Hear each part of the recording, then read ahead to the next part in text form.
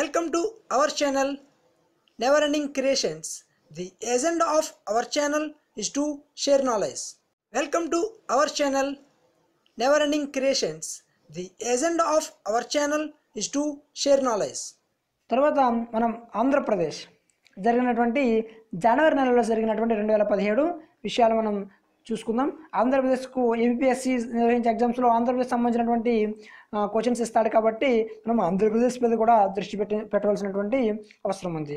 ముందుగా మనం చూద్దాం ఆంధ్రప్రదేశ్కు సంబంధించిన విషయంలో 3/1/2017 తిరుపతి వేదికగా 104వ జాతీయ సైన్స్ కాంగ్రెస్ సమ్మేళనాన్ని ప్రధాని నరేంద్ర మోడీ ప్రారంభించారు. ఇది మనకి మొన్న జరిగినటువంటి ఎగ్జామ్లో కూడా మనని అడగడం జరిగింది. గ్రూప్ 2 ఎగ్జామ్లో కూడా జాతీయ సైన్స్ కాంగ్రెస్ ఎక్కడ జరిగిందని కూడా ఇచ్చాడు. ఇది మరి తర్వాత ఎగ్జామ్స్లో కూడా ఇచ్చే అవకాశం ఉంది, బాగా మనం చూసుకోవాలి. తర్వాత 4/1/2017 నోబెల్ బహుమతి సాధించే తొలి ఆంధ్రప్రదేశ్ శాస్త్రవేత్తకు రాష్ట్ర ప్రభుత్వం తరపున 100 కోట్ల బహుమతి అందజేస్తామని సీఎం చంద్రబాబు నాయుడు ప్రకటించారు. తిరుపతిలో జరగనున్న జాతీయ సైన్స్ కాంగ్రెస్ మహాసభలో భాగంగా 3 రోజుల పాటు నిర్వహించే భారత సైన్స్ కాంగ్రెస్ను శ్రీ పద్మావతి మహిళా కళాశాల యూనివర్సిటీ చంద్రబాబు ప్రారంభించారు. చూడండి, ఈ జాతీయ కాంగ్రెస్ ఎక్కడ జరిగిందని అడగవచ్చు, అది ఏ ప్లేస్లో జరిగిందని అడగవచ్చు, తర్వాత ఏ ప్రాంగణంలో జరిగిందని కూడా అడిగే అవకాశం ఉంది.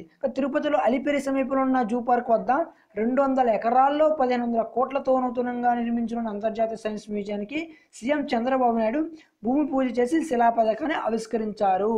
అక్కడ అడుగుతాడు, సైన్స్ మ్యూజియానికి ఎక్కడ జరిగిందని. తిరుపతి బాగా గుర్తుపెట్టుకోవాలి, అలిపిరి సమయంలో ఉన్నటువంటి అక్కడ మనం బాగా గుర్తుపెట్టుకోవాల్సి ఉంటుంది. తిరుపతి దేవస్థానం కూడా గుర్తుపెట్టుకోవాలి అక్కడ మనం బాగా. 6/1/2017 అనంతపురంలో పవన విద్యుత్ కేంద్రాన్ని యాక్సిస్ ఎనర్జీ ఏర్పాటు చేయనున్నది. ఈ ప్రాజెక్టు వల్ల దాదాపు 50,000 గృహాలకు విద్యుత్ సరఫరా జరగనున్నది.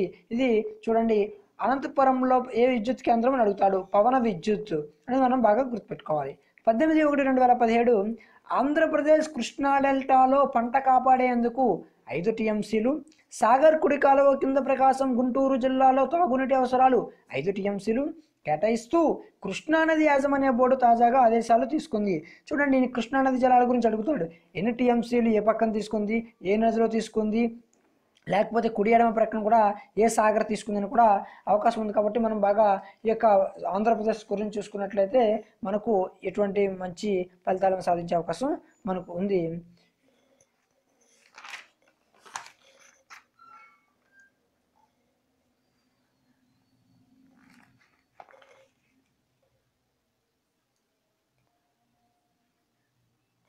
తర్వాతి అంశం మనం క్రీడలు జరిగినటువంటి సంఘటనలు మనం చూసుకున్నట్లయితే ఎక్కువ క్రీడల గురించి మనకు ఒక టాపిక్ ఉంటుంది కరెంట్ అఫైర్స్లో. క్రీడల నుంచి ఒక 3, 4, 5 క్వశ్చన్స్ వచ్చే అవకాశం ఉంది. కాబట్టి మరి మనం జనవరి నెలలో క్రీడలను చూసుకున్నట్లయితే క్రీడల్లో మనం ఏ విధంగా ఉన్నామో కూడా మనం ఒకసారి పరిశీలన చేద్దాం. క్రీడల్లో చూసుకుందాం. 2/1/2017 రియో ఒలింపిక్స్ రజత పథక విజేత పివి సింధుకు హైదరాబాద్ షేక్పేటలో 1000 చదరపు గజాల ఇంటి స్థలాన్ని కేటాయిస్తూ తెలంగాణ రాష్ట్ర ప్రభుత్వం ఉత్తర్వులు జారీ చేసింది. బీసీ అధ్యక్షుడు అనురాగ్ ఠాకూర్ కార్యదర్శి అజయ్ షిర్కేలపై సుప్రీంకోర్టు వేటు వేసింది. ఇది ఒకసారి చూడండి, బీసీసీ అధ్యక్షుడు ఎవరిపై వేటు వేసిందని అడుగుతాడు, అనురాగ్ ఠాకూర్ కార్యదర్శి, ఇద్దరు పేరు కూడా బాగా గుర్తుపెట్టుకోవాలి. బీసీసీ పాలన సంస్కరణ కోసం సుప్రీంకోర్టు ఆమోదించిన లోధా కమిటీ ప్రతిపాదన అమలు చేయడానికి వ్యతిరేకిస్తున్న ఠాకూర్ షిర్కేలను కోర్టు పదవుల నుంచి తప్పించింది. ఏ సంఘటన కూడా అవకాశం కూడా ఉంది. 15/1/2017 ఫీఫా ప్రపంచ కప్ను ఇకపై 48 జట్లతో ఆడనున్నారు. చూడండి, బాగా గుర్తుపెట్టుకోండి, ఫీఫా ప్రపంచ కప్ను ఎన్ని జట్లతో ఆడనున్నారని అడుగుతాడు, 48. అది మనం బాగా గుర్తుపెట్టుకోవాలి.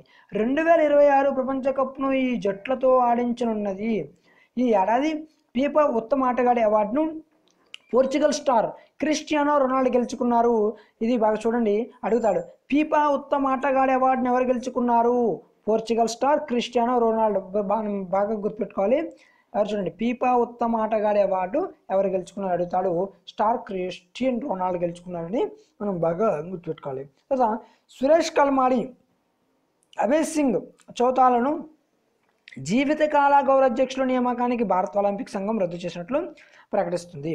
15/1/2017 ప్రీమియర్ బ్యాడ్మింటన్ లీగ్ 3 టైటిల్ను పివి సింధు నేతృత్వంలో చైనా స్కాసర్స్ కైవసం చేసుకుంది. తుది పోరులో చైనా 4-3 ముంబై ర్యాకెట్స్ను ఓడించింది.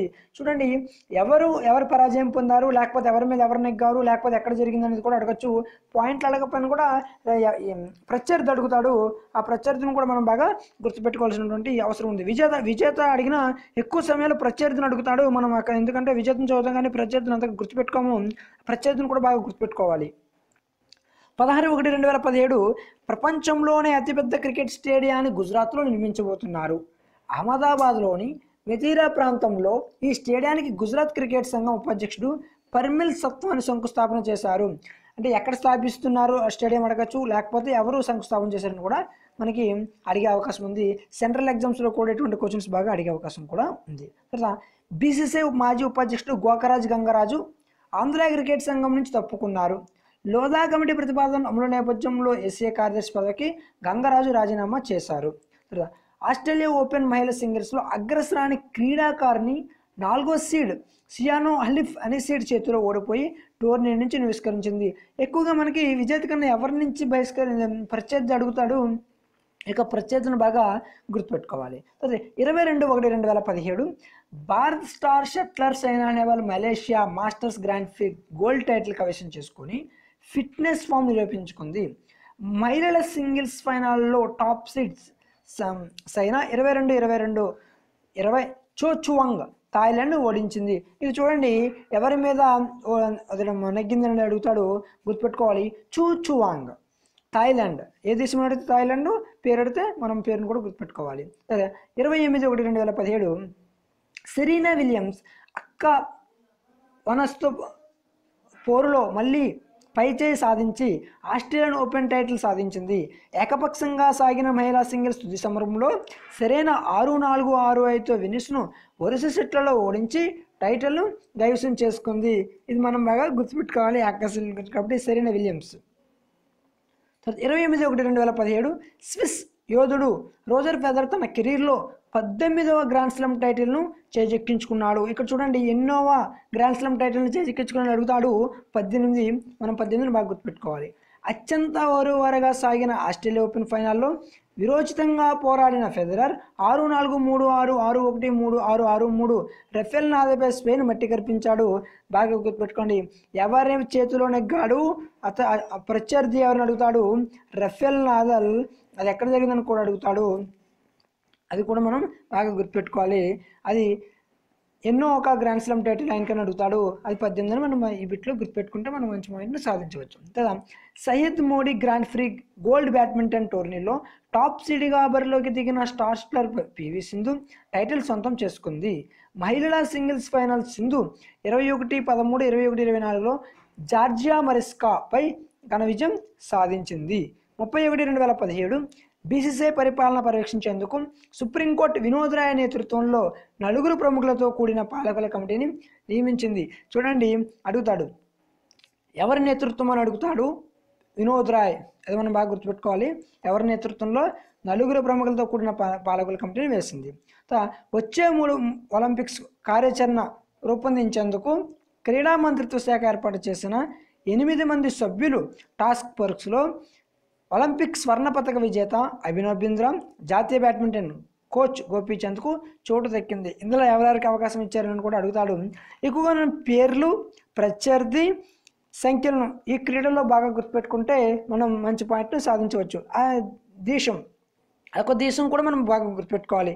ఆ పలానా వారు నెగ్గిన దేశం, ఆ ప్రత్యర్థి మనం గుర్తుపెట్టుకుంటే ఇక క్రీడల్లో మంచి ఒక మార్క్స్ మనం సాధించవచ్చు అని మనం ఆశించవచ్చు. Thanks for watching video. Please subscribe our channel if you like.